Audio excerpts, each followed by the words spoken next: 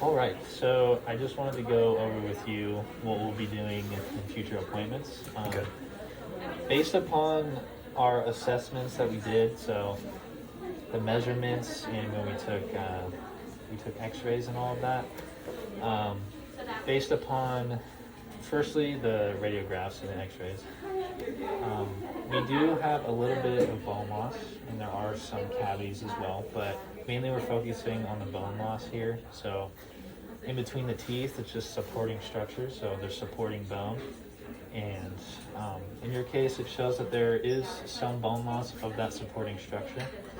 And then along with this, the clinical aspect of it, so when we're doing our measurements and things, we do have some deeper pockets. So generally health is indicated between 1 and 3 millimeters. And on some of your further back teeth, so your molars, we have some 4, 5, and 6 millimeter pockets, which does show a sign of some disease, some inflammation, and also some attachment loss. So the part of your gums that attaches to your teeth is like slightly receding off the tooth.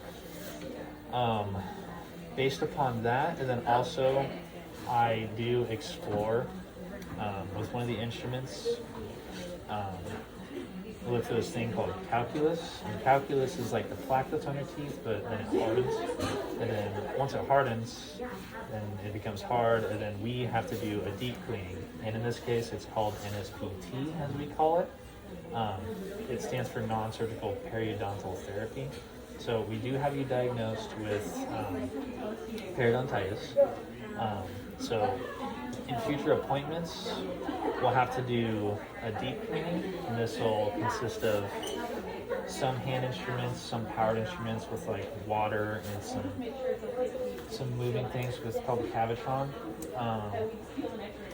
So with that, it'll be between 2 to 3 more appointments, because here to do a thorough cleaning, we can only do 2 quadrants of NSPT. So basically from like the top of your teeth, you can only do one side until about the middle, and then we'll do the other side, and then we'll do the bottom side half, and then we'll do half of the other side. So it could take between 2 to 3 appointments just to make sure that we get a thorough deep cleaning and get all that calculus or the hardened plaque out of there.